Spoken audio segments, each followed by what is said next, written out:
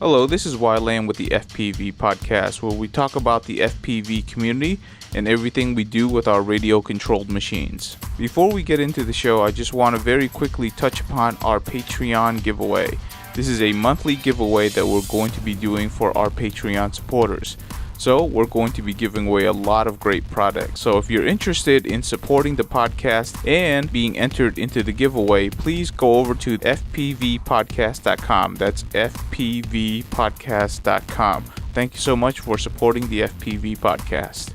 Hello everyone, welcome to this week's FPV podcast. This week we got another member that's been around this FPV community for a very long time. It's going to be quite interesting to talk to him about it. He has his own frames, he's been through the competitive scene, and he's kind of transitioning out right now, so it'll be interesting to talk to him about the transition. But before we introduce our guests, Elvin, what do you got this week? Well, I just want to say hello to everybody, and I hope you're doing well, but hey, if you don't have one of these, you missing out on something. It's called a Rotorious CB 3.0. If you ain't got one, you better get off your behind and get your ass out there and get you one. I'm just telling you, it's bad. It's smooth. It's strong. It's the bomb diggity. Get it. I'm through. That's like a 70s commercial, Elvin. But that's pretty good. So I got a question with all that emotion behind it. How many packs have you gotten that thing? I struggled trying to learn how to wire an RX SR today.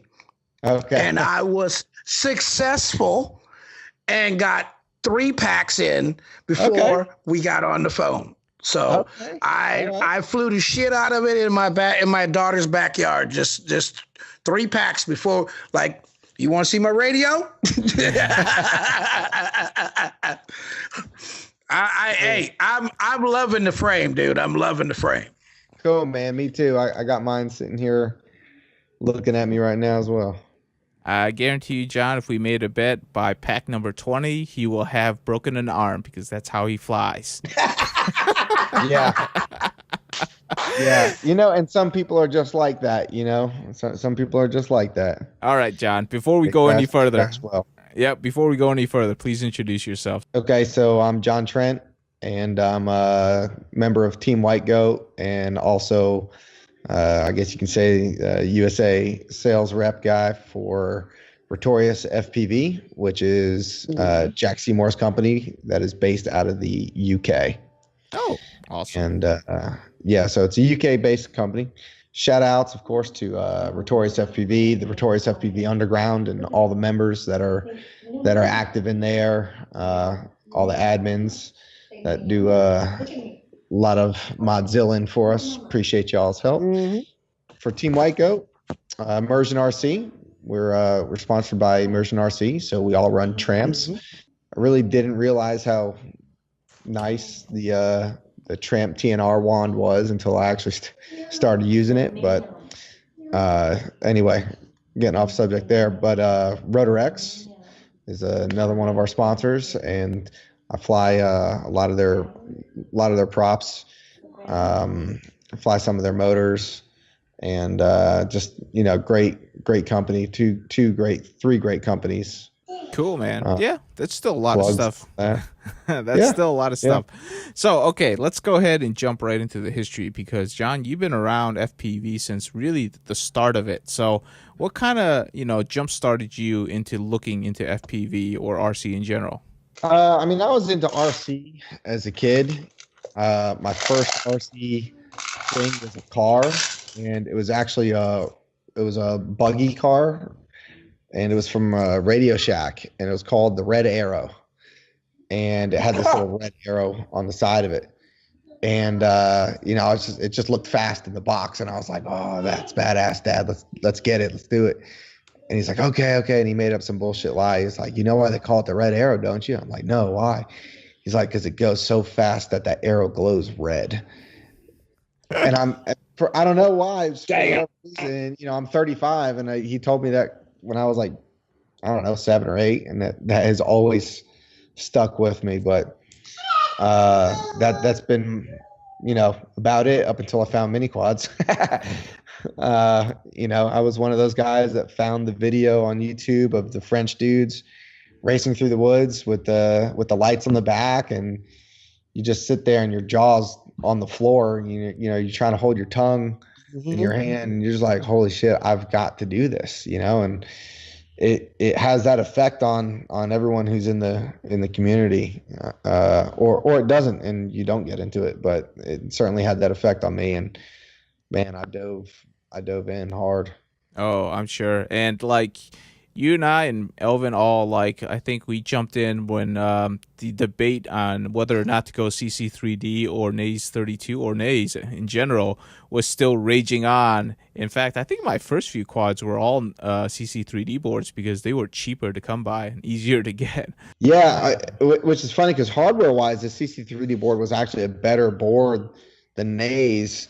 And the CC3D, I did a CC3D board, and what was attractive about it to me at the time was the GUI was so easy to set up. It was so much easier than shit. What was it? I wasn't even. Was it Clean Flight? What was before Clean Flight? Open Pilot? No, Open Pilot is CC3D. Anyway, it's so long ago. I can't even remember. Was it what it was? Base Flight. There was Base Flight just after Multi-Week. Yeah, oh, yeah. So that's when I got in. Just to say that I got in at Multi-Week 2.0, I believe what it was where I got in, Multi-Week 2.0, and I've been in ever since. But that's just clearing that up. Yeah, my first. I've been here a long time, there, boys. Y'all don't know nothing. We used to have to use our stick commands to get off the ground. You know what I'm saying? Stick command. That was a long time ago. But you know what? I'm glad I wasn't there for Multi-Week. That's all I'm going to say, Alvin. I'm glad you struggled through that because didn't want to go there.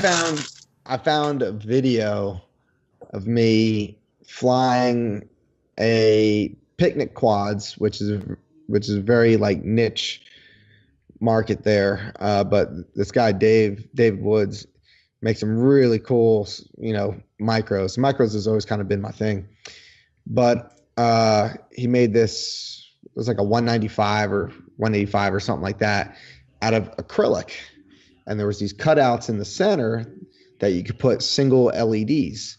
And I'm not talking about RGB or anything like that. I'm talking about like bulb, you buy the color that you want. You put a little resistor on there so you don't, fry and whatever. Anyway, so it was a little night rig. I had green and red on it.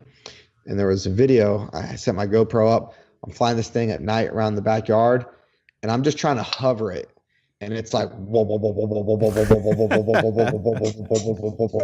like, son of a bitch. I just want it to just be flat and level and don't do shit. And whenever I would punch it, and I didn't understand anything about pig control. I mean, I knew nothing. So, everyone's talking about change PID and all this. And I'm like, what the hell are you talking about? Whatever. Anyway, I just ran across that video, and it just flew like 10 pounds of shit in a 5-pound bag. And I thought it was the jam back then. Yeah. We all started there. It was just headlights. Yeah. Either that or you bought it from somebody that knew what they were doing and it flew smooth and you're like, I'm not touching anything. It actually flies great. Yeah, you put it on the shelf and you don't ever fly it. Okay, so after take it off and it's still toilet bowl. Oh, that's what's that? That's me. The toilet bowls, remember? You guys forgot. Toilet bowl. Quads used to toilet bowl. Yeah, remember? Oh, well, yeah. Well, that's they'd fly good about. For a little bit. And then all of a sudden they would go in the toilet bowl and spin, whee, and then crash. Yep. That was a long nice time ago. Nice little crash swirly. That was a long time ago. Okay, let's just fast forward a little bit. Now, we get to the point where racing became a thing, and you really got involved in it.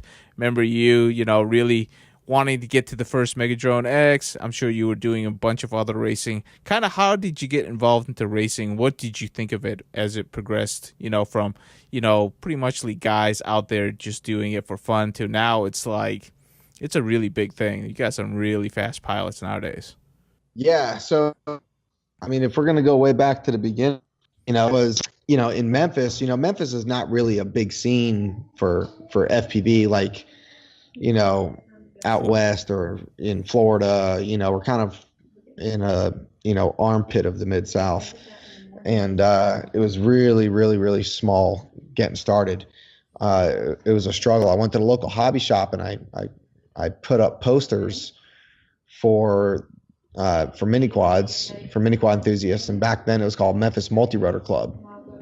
I remember And that. so, yeah, so Memphis Multi-Rotor Club eventually turned into 901 FPV. So that's how that came about. But,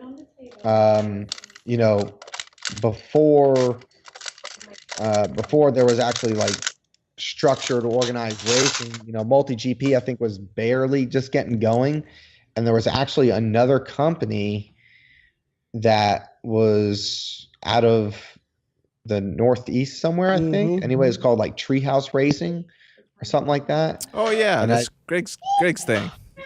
Yeah. So I think Multi GP bought out them, or what, I don't know the details. I don't want to speculate what happened, but Treehouse Racing went away, and that was one of the things that we were looking at here locally. That was Shelby and Greg. Yeah, I don't even know their names. It was so long ago. But that was like a question for us. We were like, well, which league do we join? Do we join Multi GP or do we join Treehouse? And if you're getting into it today, I mean, there's no question. It's just like, oh, you got to go join Multi GP. It's a no brainer. But yeah, so we wound up doing the Multi GP thing, and there was only like originally it was me and Alec Lundy FPV, and then there was Alex, right? And Lundy had a QAV because he was a Sharpoo fanboy, I think, and he had all the Kiss gear. And then I was like on the ZMR, hype train. And Alex Zombie Diesel, he got into it shortly. He's one of the people who we found through the hobby shop from the posters and stuff.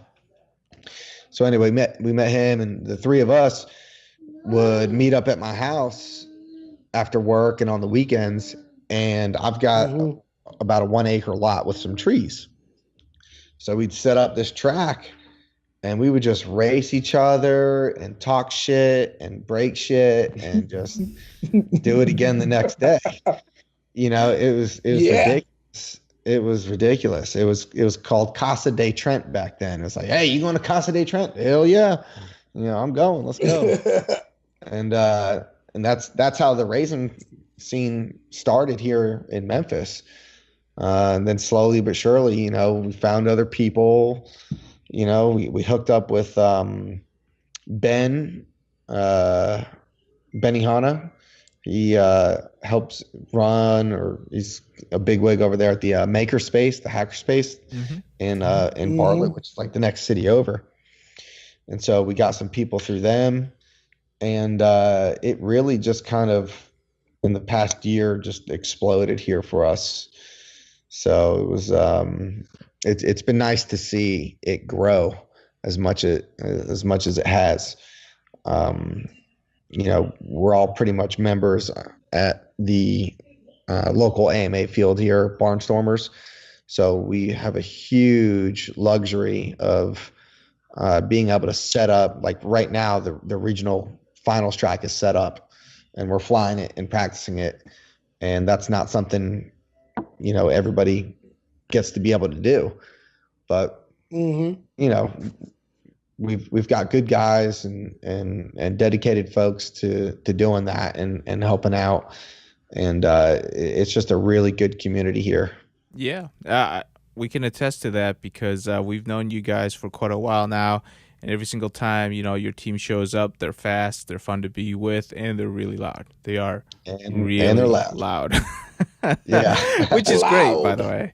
And I will say I think you guys did a great job, right? Because I think, amongst, the rankings, the top 100, you guys have at least 5 to 6 people that are going to be in that rankings, which is We got 9 people going. 9 people going. So 9 people. So 9% of the field is Team White Goat from Memphis, Tennessee. Like how many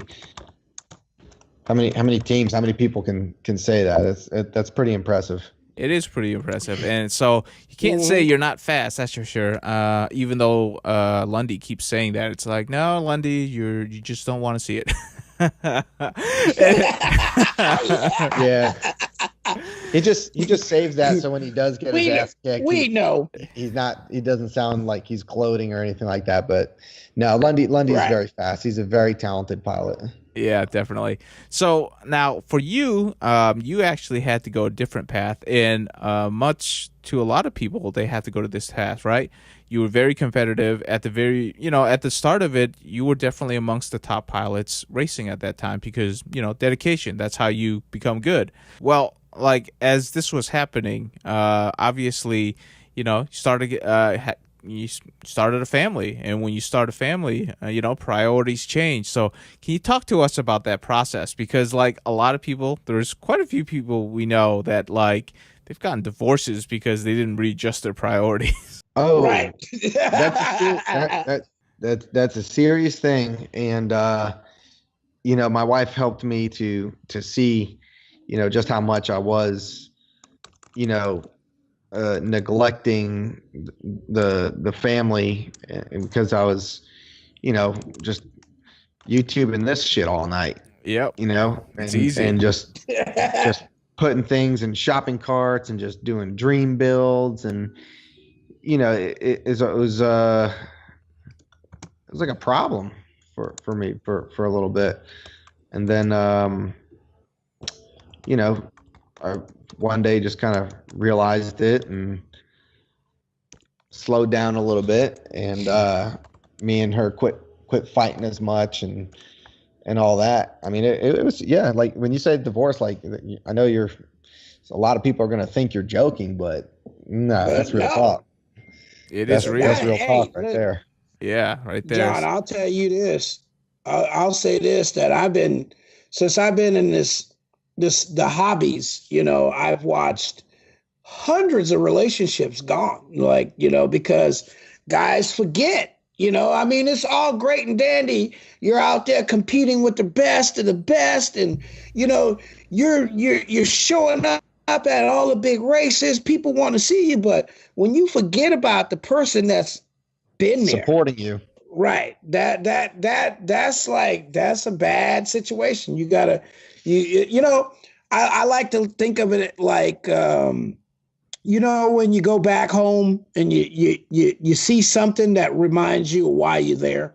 You know what I mean? Yeah. That's what my wife is. You know what I mean?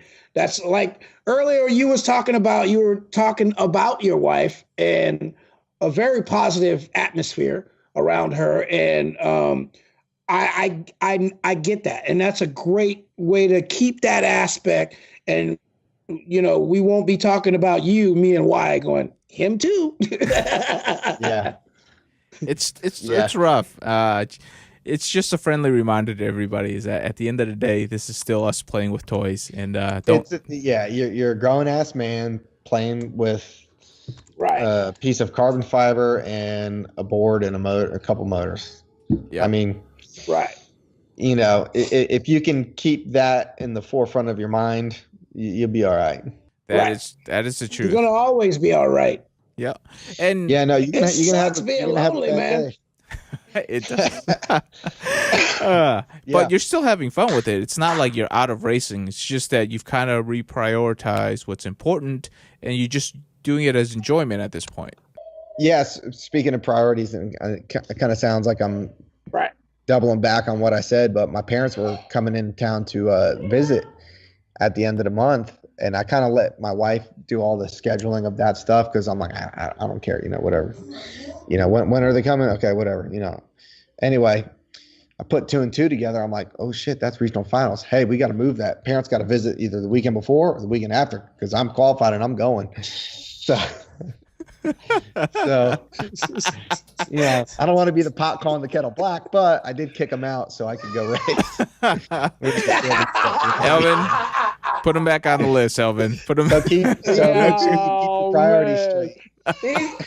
He gonna get left out of the wheel. You know what I mean? He gonna have a wife, but he gonna get left out of the wheel. Piece of charcoal. It is what it is. We're only joking with you, but you know what? As long as you schedule well, it can be done, right? That's right. It's all about time management. Time management. All right, let's go ahead and move on to the next subject. Obviously, one of the things that you're known for, and you've already kind of introduced this, is that you are, we think of you more than a sales rep, right? You're kind of a person that's kind of partnered with Rotorious in terms of what they're doing, and they make great products. Can you tell us, like, how did that all come about, and how's the relationship going? Yeah. So Jack came out. So as I was telling you earlier, I'm an admin in the micro brushed community, and the micro brushed community is a very tight knit community. It's still pretty tight knit, but when somebody comes out, it's a very unique community in that. When somebody introduces an idea or a product or something, the whole entire community gets behind it and is supportive, and the atmosphere in that room is unlike any that you will find anywhere else. Okay. You mentioned something new or whatever in the mini quad club, and I'm not picking on the mini quad club. I'm just using it arbitrarily, an arbitrary group. You can get a lot of backlash and a lot of people downing it and just being kind of negative about it and not supportive of it. And it's just not that way in the micro brush community. So Jack, he came out with this frame called the Spec. I think it's called the Spec 80 back then. There's been a couple of revisions of it. There's been the Spec 80, Spec 85, Spec 90, 2-inch Spec, this, that, and the other thing. And anyway, he came out with this Spec 80, and it actually looked like a Krieger. So it was the first like micro-sized, Krieger type of thing, and the flight controller was offset 45 degrees, and it had the little gooseneck pod, and I was like, man, I just fell in love with it, and I was like, I got to get one of these things. So I was an early adopter of at that time was Rotorious was coming to be, and I just became buddies with Jack and was shooting ideas back and forth with him, and I had ambitions of designing my own frames, which a couple of them are in the lineup now, and some have done really well, some haven't, and we gave them the boot. But yeah, I just became buddies with Jack, and I was trying to just kind of help a friend out, get products sold in the US, because he's in the UK. Right, so I didn't mention that yet, but he's anyone who knows Rotorious, it's based out of the UK. And it was pretty difficult for him to get anything, going here in the States. And he took me in under his wing. And, if you asked him, he'll say we're partners. And and it is that. It is that. But I'm just a little more humble about it sometimes. Now, I think the way that you have your partnership set up is that you kind of cover the U.S. market, whereas he takes care of basically Great Britain and Europe. Is that how it's running? Well, we all kind of take care of whatever. If the UK shop is out of something, people order from the States. I mean, I've mailed things to Dubai, I've mailed to Germany, I've mailed to Switzerland. I mean, I've shipped, we'll ship worldwide. Okay, cool. Like, how does that work? So like is the distribution? Like you have the product in the United States and you ship out through your area, and then whenever you need parts, he just goes ahead and sends you more. It seems like a simple thing, right? Mm-hmm. You design a frame, you stock up on the frames, and then you mail the shit out, right? Sounds simple, but it's really not that simple, especially when it comes to the websites. If you look at our website, it's a custom website that Jack's made. Jack, by trade, I don't know exactly what the title is, but he's pretty much a systems process engineer. Mm-hmm. So he's like that chess player who's 6 and 7 moves ahead all the time, right? Very, very, very smart guy. He's younger than I am, and I look up to him in that respect because he's got a good mind for it. But I've thought about, I've ran by the idea of moving to Shopify, which is like, there's a lot of shops like Airblade UAVs on Shopify, BMC3D.co is on Shopify. These are all very simple cookie cutter type of websites. But when you have 2 different warehouses and they're geographically different, and then trying to figure out postage thing, it becomes a rabbit hole in and of itself to try to figure out. So that's why we do flat rate shipping, because I'm not trying to mess with, I'm not trying to count pennies and this, that, and the other thing. And it's a little bit more difficult when you're dealing with 2 different continents and warehouses and stock inventory. And on top of all of that, we've last year had a pretty rough year with trying to find a very good quality for a good price carbon supplier. Then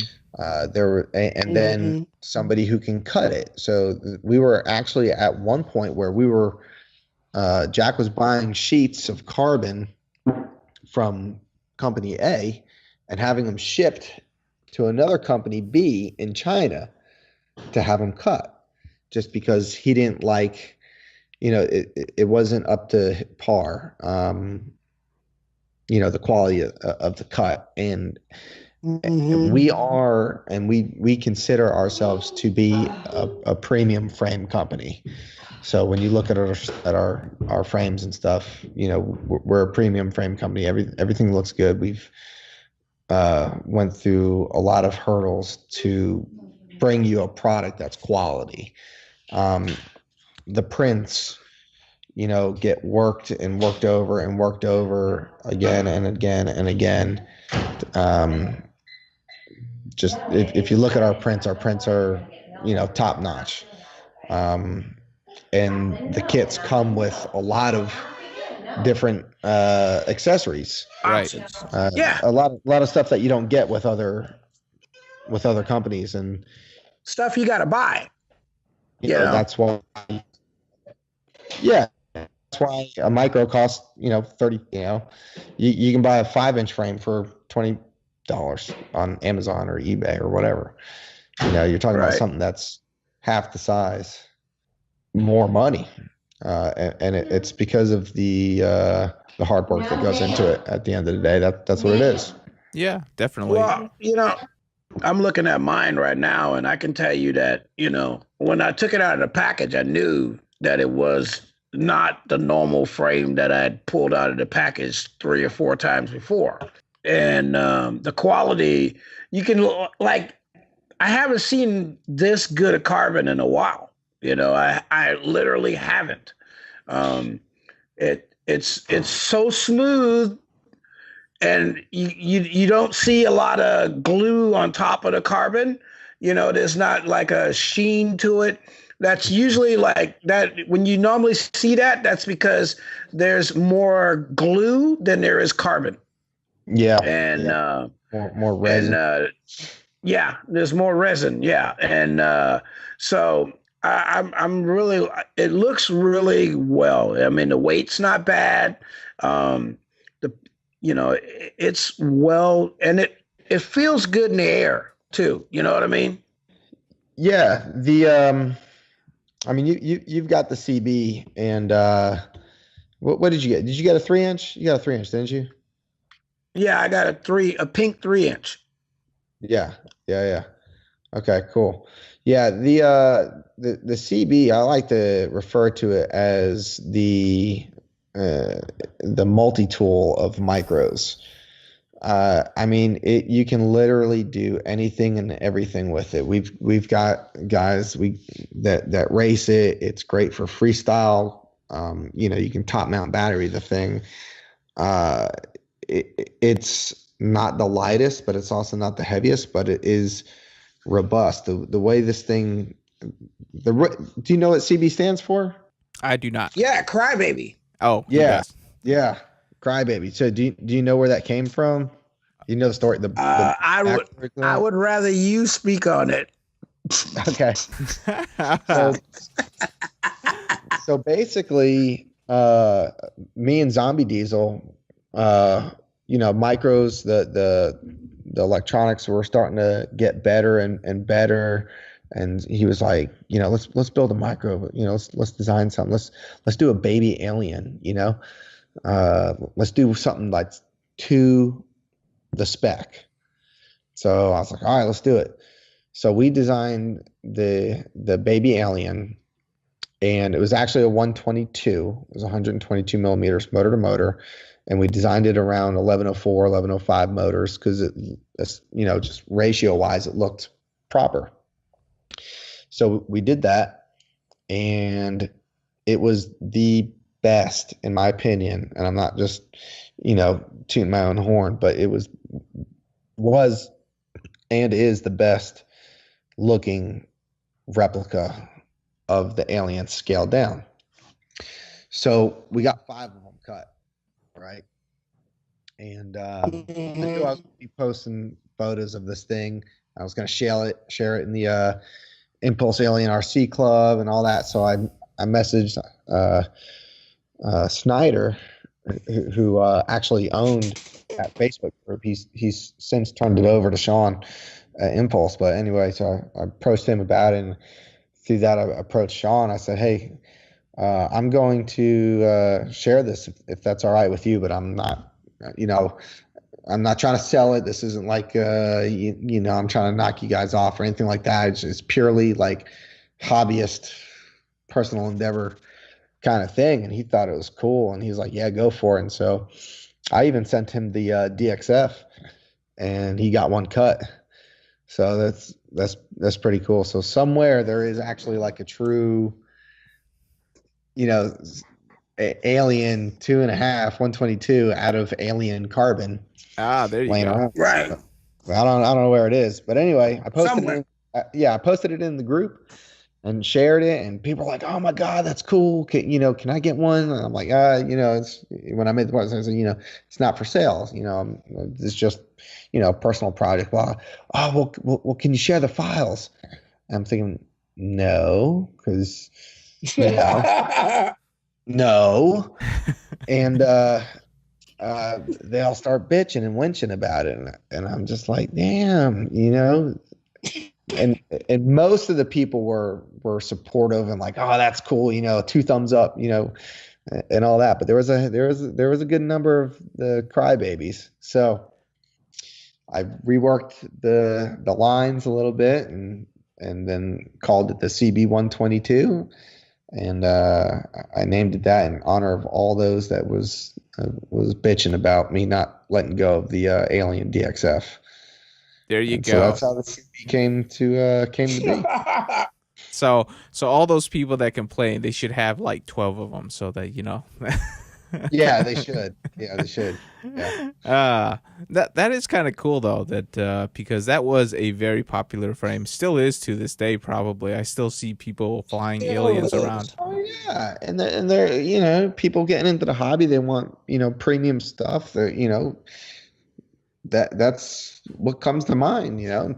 People are dropping $120, $130, $140 for a frame that you can buy the knockoff for $20, but It does You feel know. like I will say though, if you just enjoy the hobby, you're not going to be pounding it into a tree.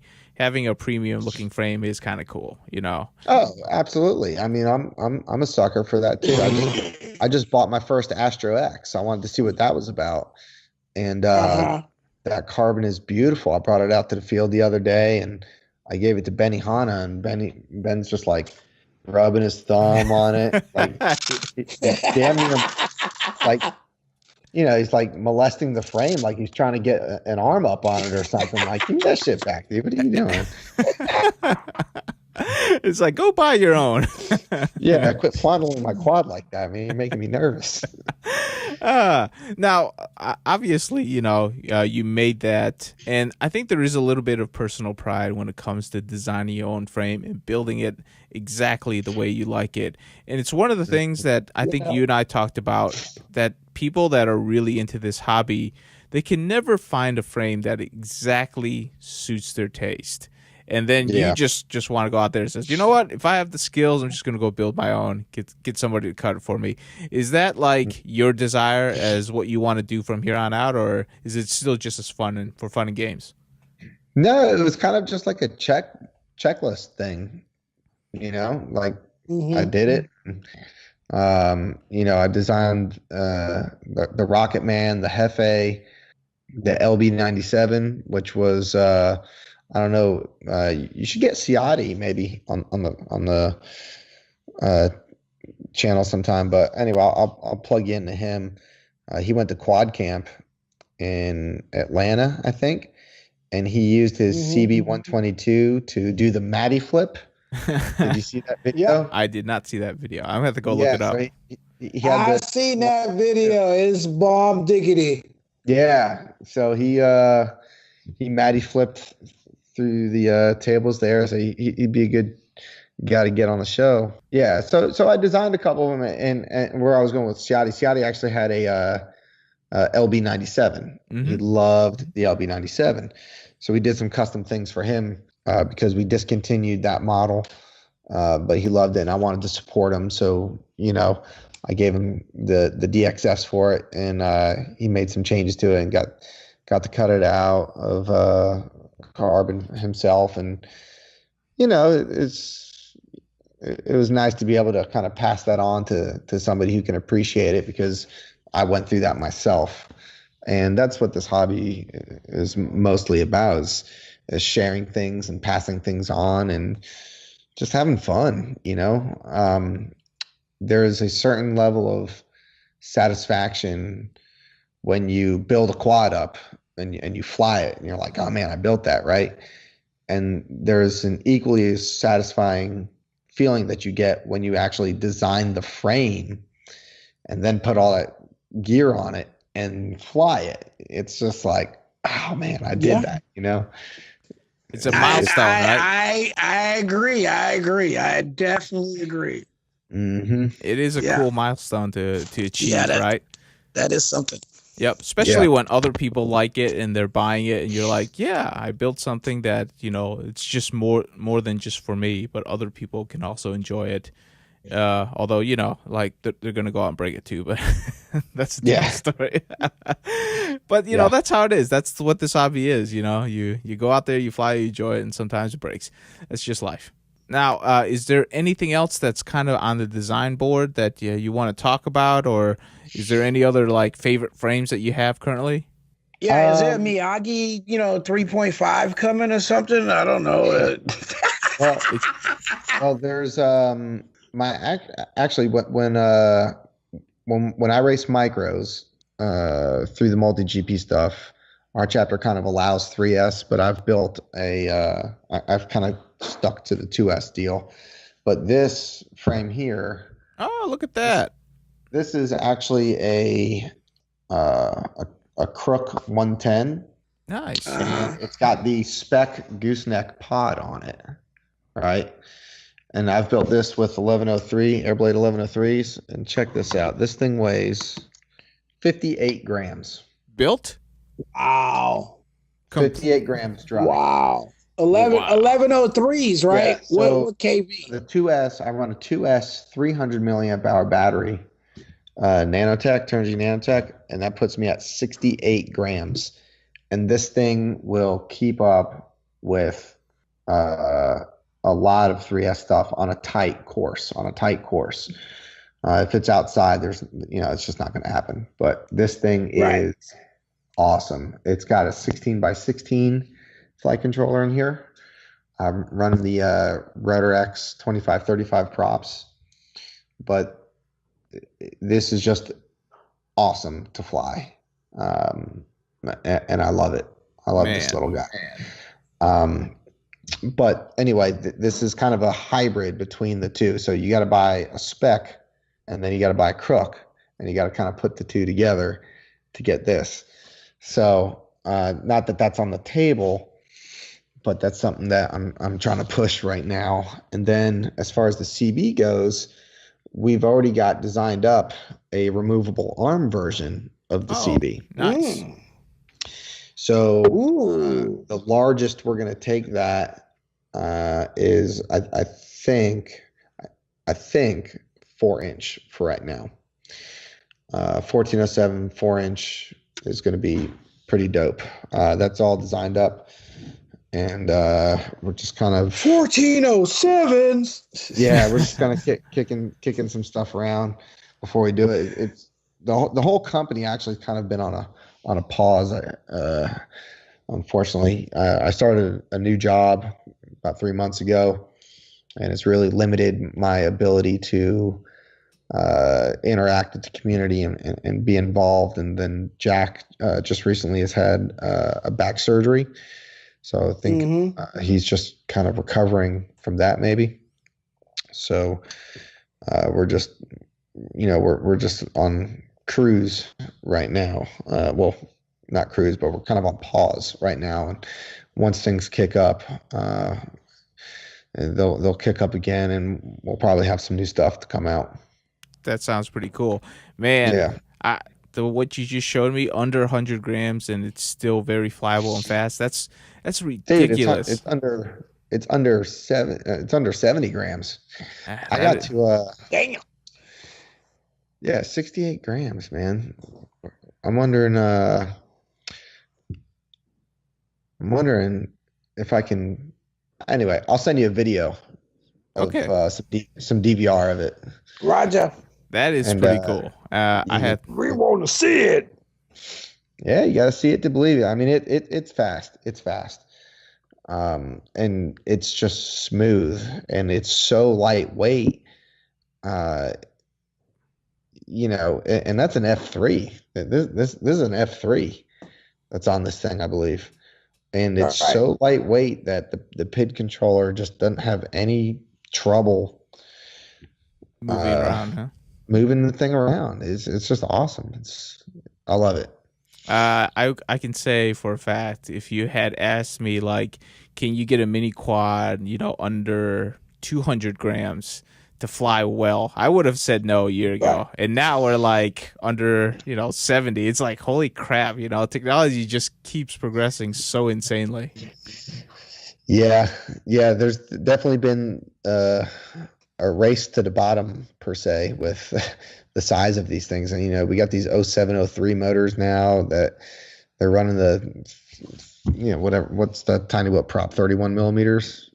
Anyway, running those, and these things are just I think it's 33 millimeters, something like that. Here's my hand. I love it because, like, this is, it's getting to the point where, like, you can bring these things literally anywhere. It's like you don't even have to think about it. Our controllers are what needs to shrink at this point. It's not the quad anymore. Right. Yeah, and then you still like FR Sky, look like a weirdo with goggles on. That's not.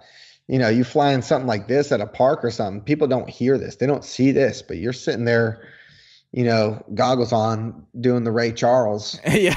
They're like, what is that guy? What's that dude doing? Yeah, he's on some good stuff right there, boy.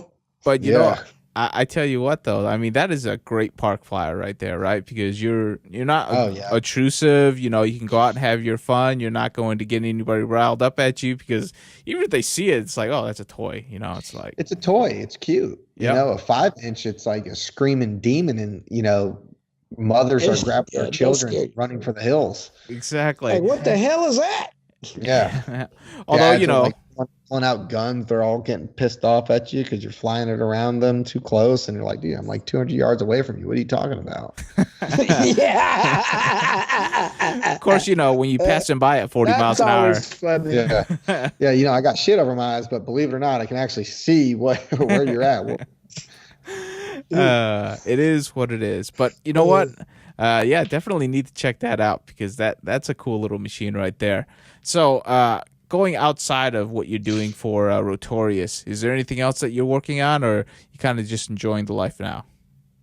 Oh yeah, no, I'm just chilling. I'm just enjoying my my good standing with Team White Goat. I think we've got some criteria to get on the team, and one of them is you have to do 2 out-of-town races, and the out-of-town race has to be like a 3-hour drive, or there's a mileage or a time limit that dictates or determines what is out of town. So I've already hit that. So I'm just, chilling, sitting back, talking trash to everybody else. Good deal, man. All right. So I got a last few questions and we can start wrapping this up. Obviously, you guys, your Team Waco obviously likes to travel. You guys like the team race. I just want your sense of where the racing community is going. It's like, do you think that right now what we're doing as a racing community is a good thing? Because like I know you guys love these 3-inch micros and stuff like that, but if you look at MultiGP, their tracks are getting larger. They're not getting any smaller. They're getting less technical. It's like, are you guys cool with that? Well, I think you're talking about 2 different things. You can't put the 2 in the same class. And I think what we've come to realize this past winter was that if you can't fly outside because it's too cold and the elements or whatever, if you can have an indoor spot to fly, then I think the general consensus has been, well, let's fly 2.5 2S rather than our tiny whoops. Right. I think 2 years ago, there was a lot more tiny whoop race going on during the winter time than there was this past year. I think there was more 2.5-inch stuff because when even though this thing is small and slower, if you scale the track down, like what you alluded to earlier, if you scale the track down, the relative time between turns and gates, and you're dealing with smaller gates, it's way more effective at keeping your skills up in the off season. So when summer comes around, you go back to the 5-inch stuff. Flying is a perishable thing, right? Right. If you don't use it, you lose it. The skills do deteriorate. Yeah. And so I think a lot of guys who didn't used to fly micros, like Lundy, he used to never fly micros. He was like, no. He got into it, and he's a believer now, but the technology is there to support to where these things actually fly like the 5-inch stuff. 3 and 4 years ago, it's like, no, hell no way. We still did it. We hated doing it. We loved it at the same time, but it wasn't anything like 5-inch. And then as far as what MultiGP is doing, I think if they want to do micro stuff, they need to have separate tracks for the micros. You can't just take your 5-inch track and your 5-inch gates and set up a micro track. It just doesn't. It's not going to work. 3S. No, see, I'm a proponent for I'm a proponent for the 2S stuff. If you build something that's if you build something that's like in the 90 gram dry range, yeah, you're going to need 3S. But if you build something that's in the 50 gram range, you don't need the 3S. 2S is fine. Yeah. Elvin likes his speed. You're right. I like going fast, dude. I mean, like why I've said it before, but I like, even at the size, I think we can still do the speed a little bit. Like 2S is fun, but 3S is where it's at, I think.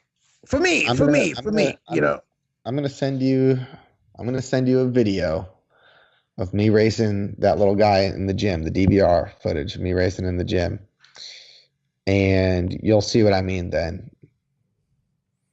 It's one of the, I know you, but you're hey, I'm gonna say this. Look, I'm looking around. Ain't nobody looking, but you're a better pilot than I am. I gotta admit to. You know what I mean? Like over the years, you've proven that. So like. So I mean, if you're talking about just I can take care of the park, yeah. If you're just talking about going out to the park and punching out over some trees, well, hell yeah. On micro, I'm gonna say 3S, 4S. This is actually a 4S. This 3 inches of 4S. That's insane. See. Yeah, I got a DYS 1404 4500 kV. I run 650 milliamp hour 4S on this thing with the Rotorious. Yeah, I saw that. Yeah, this thing it's nasty. Yeah. That's what Elvin does. Man, I like going fast. I do. I like tunnel vision. It's cool. It's from his wing pedigree. If it's under 100 miles an hour, it's not fast enough. That's Elvin in a nutshell. It's just like seriously. I mean, I'm not being a dick about it, but like we call it in glider world as a warm liner. A warm liner is anything under 100 miles an hour. You know what I mean?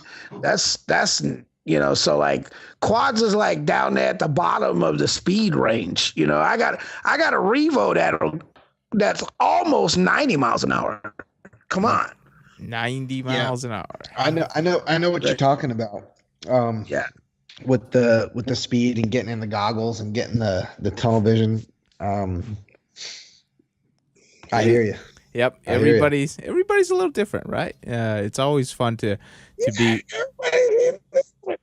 You are so funny. Some of us fly well fast too, like John. John's a fast pilot. He likes speed. That's true.